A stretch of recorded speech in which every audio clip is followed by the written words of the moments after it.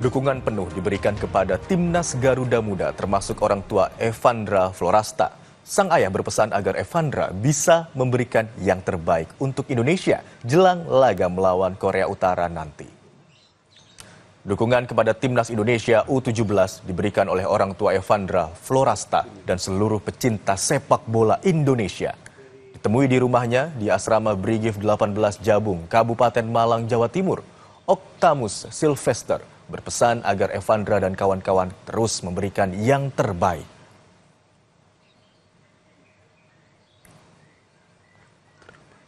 Kabar terbaru mereka untuk disampaikan sama Coach Nova untuk main loss ya, nothing tulus, main lepas saja, lupakan masuk Piala Duniamu udah cukup. Sekarang mereka harus mulai dengan semangat baru untuk bisa lewatin Korea Utara ya, gitu. Jadi main lepas saja untuk kegembiraan tentang masuk Piala Dunianya sudah cukup. Berhenti, dan mereka harus mulai dengan semangat yang baru untuk melanjutkan perjuangan. Garuda Muda terbang tinggi gelaran Piala Asia U17 Arab Saudi menjadi juara grup C dengan poin sempurna. Garuda Muda akan menghadapi Korea Utara yang pernah 2 kali menjadi juara.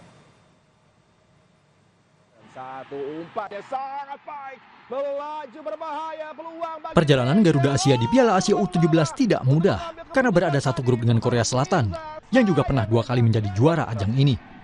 Di tengah hampir sepanjang pertandingan, timnas disebut menang beruntung. Lewat penalti, Evandra Florasta di menit akhir pertandingan. Hasil positif ini dibawa tim asuhan Nova Arianto ke pertandingan berikutnya. Melawan Yaman, Garuda Asia tampil terginas dengan melesakkan 4 gol. Gelontoran gol dari Zahabi Goli, Fadli Alberto, dan brace Evandra Florasta tak hanya memastikan Indonesia menjadi juara grup dan lolos ke perempat final, tapi juga mendapat tiket ke Piala Dunia U17 yang akan digelar di Qatar November mendatang. Di laga terakhir melawan Afghanistan, Coach Nova merotasi dan memberi kesempatan 7 pemain lain untuk merasakan atmosfer kejuaraan.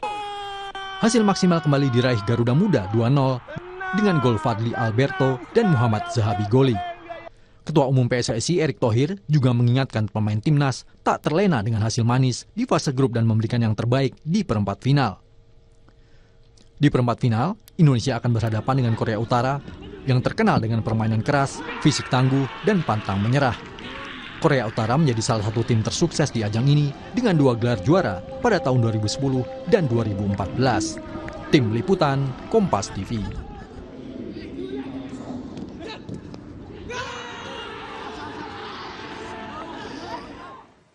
Timnas Indonesia U17 akan berhadapan dengan Korea Utara di babak perempat final Piala Asia U17 2025 Senin esok. Untuk membahas peluang Indonesia di laga krusial ini, sudah bersama kami pengamat sepak bola Bung Kusnaini. Selamat siang Bung Kusnaini, kabar sehat Bung? Selamat siang Bang Yuran. Bung Kusnaini, kita menunggu laga esok, laga krusial begitu ya, yang menentukan nasib Indonesia ke depan di Piala Asia U17 ini. Lalu seperti apa pandangan dan juga data dari Bung Kusnaini terkait dengan gaya bermain Korea Utara yang akan menjadi lawan Indonesia selanjutnya? Iya, kalau boleh memilih sebetulnya Korea Utara ini lawan di babak gugur yang paling ingin kita hindari ya. Bukan karena bukan karena kita selama ini kesulitan kalau lawan Korea Utara, bukan, tapi karena emang gaya mainnya itu termasuk yang cukup menyulitkan ya, dan tidak terlalu familiar dengan sepak bola Indonesia. Kita memang pernah mengalahkan Korea Selatan, tapi Korea Utara itu berbeda. Meskipun sama-sama Korea, Utara dan Selatan itu sangat berbeda cara mainnya. Jadi kalau Korea Selatan itu banyak mengandalkan possession, banyak mengandalkan permainan kombinasi, permainan yang mengandalkan kerjasama tim. Korea Utara itu nggak seperti itu. Mereka bermain mengandalkan kecepatan, mengandalkan kekuatan fisik, tackle-nya cukup keras. Mereka juga tidak terlalu banyak kombinasi, tapi berusaha langsung melewati lawan shooting. Jadi ini cara main yang akan membuat kita harus sangat konsentrasi, harus kerja keras. Kalau lawan Oman, lawan Tajikistan, lawan Iran, sebetulnya kita sudah lebih terbiasa ya. Apalagi kalau lawannya dari Timur Tengah ya, dari Oman misalnya. Kita sudah pernah mengalahkan Yaman dalam babak dalam pertandingan sebelumnya di uji coba juga kita pernah bertemu dengan Kuwait, bertemu dengan Qatar, dan hasilnya cukup bagus. Tapi apa boleh buat, yang kita hadapi adalah Korea Utara, jadi saya pikir tim harus siap, dan lebih dari sekedar siap, mereka juga tidak boleh terlalu terbebani dengan pikiran Korea Utara ini kuat, kita tidak mau ketemu Korea Utara, hadapi saja, nikmati pertandingannya. Tapi dengan catatan sempurna Timnas U17 Indonesia, 3 kali bertanding, 3 kali kemenangan, 7 gol dan hanya kemasukan 1 gol, apakah ini juga sudah cukup bisa untuk menyeimbangkan perlawanan Korea Utara?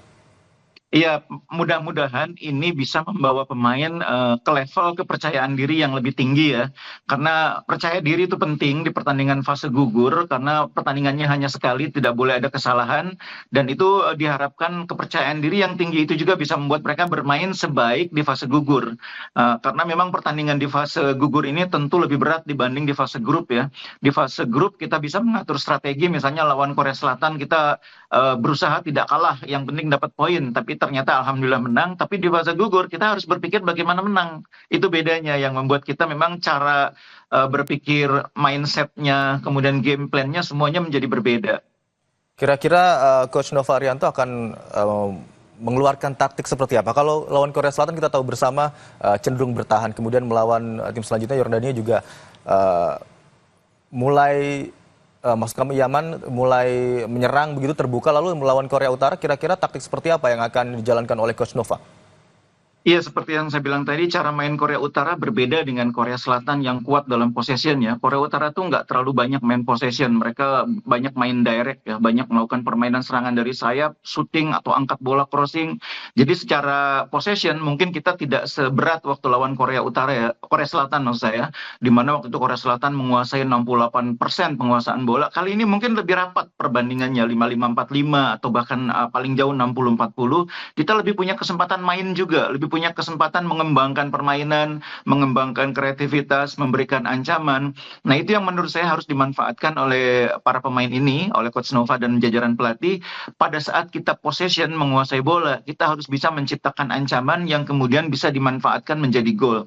Jadi dengan cara kita bermain efektif, kita memanfaatkan setiap kesempatan, bertahan dengan sama baiknya seperti kita ketika lawan Korea Selatan, mudah-mudahan itu bisa menjadi resep untuk mengalahkan Korea Utara. Jadi pertahanan kita akan diuji sama beratnya dengan seperti ketika melawan Korea Selatan.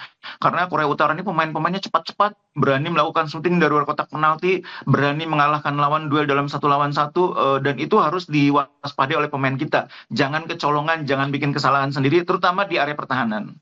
Menarik nih Bung Kusnaini, tadi Bung Kusnaini bilang pertahanan kita akan teruji saat seperti melawan Korea Selatan. Tapi nyatanya kita sudah berhasil melawan Korea Selatan. Dan dari possession ball, prediksinya kita akan bisa mengimbangi begitu, tidak terlalu jauh perbandingannya. Iya. Seperti apa Bung? Iya, memang kita tidak berhasil menahan Korea Selatan, tidak bisa mencetak gol ya. Tapi kan kita kesulitan mencetak gol. Hasilnya kan tidak bisa mencetak gol juga. Nah, ini pertandingan fase gugur di mana kita harus mencetak gol juga untuk menang. Karena itu mungkin perlu diatur keseimbangan antara bertahan dan menyerangnya, tentu lebih berimbang, lebih proporsional. Karena seperti yang saya bilang tadi, Korea Utara akan memberi kita ruang untuk lebih banyak menguasai bola juga. Nah, itulah yang harus dimanfaatkan. Jadi saya pikir memang ini lawan yang berbeda ya. Dalam sepak bola memang setiap pertandingan itu situasinya berbeda karena lawannya berbeda. Dan Korea Selatan dan Korea Utara meskipun sama-sama Korea itu harus dilihat secara berbeda, cara mainnya berbeda. Makanya yakin saya game plan-nya pun akan berbeda. Kita mungkin akan tetap bertahan di awal-awal pertandingan untuk melihat perkembangan situasi, tapi sangat mungkin setelah itu kita akan lebih berani keluar, akan lebih banyak pegang bola, dan akan lebih banyak menciptakan peluang. Nah, ini yang harus dimanfaatkan, karena pemain kita seandainya kesulitan memanfaatkan peluang, itu lama-lama bisa frustrasi juga. Nah, itu yang harus dihindari. Jadi game plan-nya sekali lagi akan sangat berbeda dengan ketika lawan Korea Selatan. Baik, kira-kira lini mana saja yang menjadi sorotan yang perlu diperbaiki dari 3 pertandingan sebelumnya, Bung? Dan kita tahu waktu melawan Afghanistan U17, beberapa pemain pengganti juga sempat diberikan kesempatan untuk merasakan bagaimana pertandingan di Piala Asia ini. Iya, beberapa pemain pengganti tampil cukup baik ya di depan. Ada Fandi juga bermain bagus di tengah. Aldiansa juga bermain cukup bagus meskipun main agak ke sayap. Jadi ini pemain-pemain yang mungkin nanti bisa dimanfaatkan juga di pertandingan lawan Korea Utara ya, karena pasti pelatih harus menyiapkan skenario di mana pemain-pemain utama mungkin juga tidak sepenuhnya dapat berkembang atau ada yang cedera. Nah, mungkin yang menarik adalah kita sekarang sudah bisa melihat semua pemain yang dibawa itu punya potensi ya, dan itu menjadi alternatif bagi Coach Nova. Jadi kalau misalnya nanti terjadi perubahan formasi, tidak perlu terlalu kaget juga, karena pelatih sudah melihat sekarang semua pemain ketika diberi kesempatan performanya seperti apa. Nah, yang menarik mungkin lawan Korea Utara, lini tengah nanti yang akan lebih banyak berduel. Jadi kalau di pertandingan lawan Korea Selatan, lini pertahanan yang kerja keras ya. Kali ini saya yakin lini tengah yang harus bekerja lebih keras, karena pertandingan tidak akan terlalu dalam garis pertahanannya bagi Indonesia. Tidak seperti lawan Korea, kita mungkin akan lebih berani menerapkan taktik mid block ya di tengah, dan di situ penting sekali lini tengah kita berduel dengan baik, tidak kalah dalam perebutan bola, tidak takut juga ketika di pressing. Lini depan harus membantu lini tengah untuk lebih dekat menjemput bola, lini belakang juga tidak boleh terlalu jauh jaraknya dengan lini tengah. Jadi kunci permainannya nanti akan lebih banyak terjadi di lapangan tengah dan bukan lagi di lini belakang Indonesia seperti waktu lawan Korea Selatan. Nah, pemain-pemain kita di lini tengah cukup baik. Ada Nasril yang kuat dalam penguasaan bola, kuat juga dalam duel. Ada Evandra yang punya kemampuan membagi bola, mengatur serangan dengan baik. Nah, mungkin pemain-pemain ini saya harapkan bisa berada di top levelnya pada saat menghadapi Korea Utara untuk bisa membuat Korea Utara tidak terlalu nyaman bermain di lapangan tengah. Baik, itu semua harapan kita ya Bung, ya pemain kita berada di top Iya, level untuk pertandingan esok melawan Korea Utara. Tapi Bung, iya. dari segi kepercayaan diri tadi, kita memiliki catatan sempurna dengan 3 pertandingan, 3 kemenangan dan 7 gol, sementara hanya kemasukan 1 gol begitu Bung ya. Ini menjadi Iya. poin positif bagi Indonesia untuk meningkatkan kepercayaan diri dan setidaknya tidak bermain kaku begitu ya dalam pertandingan esok. Iya.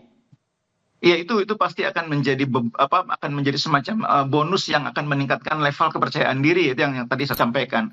Nah, mudah-mudahan memang seperti yang kita selalu khawatirkan, kepercayaan diri itu penting, tapi percaya diri berlebihan jangan sampai terjadi. Lagi-lagi kita masih berada di usia 17 tahun pemain-pemain ini, di mana segala sesuatu masih labil, dan peran pelatih sekali lagi akan sangat penting, akan sangat menentukan untuk membuat pemain tetap menginjak bumi, tidak meremehkan lawan.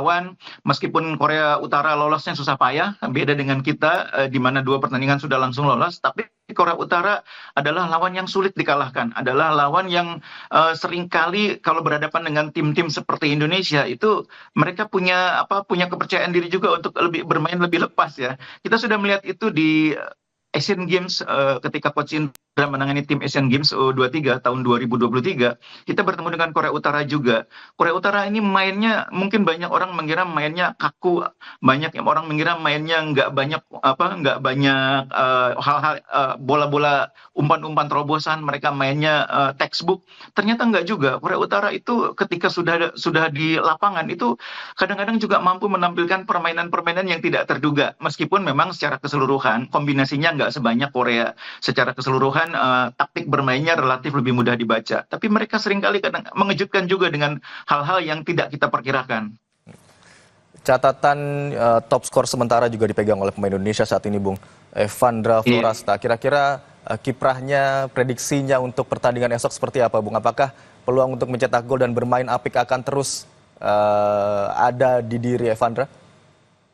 Jadi cara main Indonesia itu kan banyak melakukan penetrasi ya, pemain-pemain depan banyak membawa bola menusuk ke dalam, dan kemudian berhasil memberikan ancaman yang kadang-kadang oleh lawan dipaksa dihentikan dengan pelanggaran. Disitulah terjadi kesempatan mendapatkan penalti atau tendangan bebas. Nah, disitulah peluang Evandra. Evandra ini kan pemain yang kuat dalam situasi bola mati, tidak hanya penalti tapi juga dalam situasi tendangan bebas. Saya pikir peluang Evandra untuk kembali mencetak gol masih ada ya, masih cukup besar. Cuma saya berharap tidak fokus ke faktor itu ya. Evandra tidak fokus ke menambah jumlah gol, tidak fokus mengejar gelar top scorer. Dia harus tetap mengutamakan tugas utamanya sebagai pemain yang mengatur permainan di lapangan tengah, menjadi jenderal di lapangan tengah. Kita membutuhkan peran itu dari Evandra.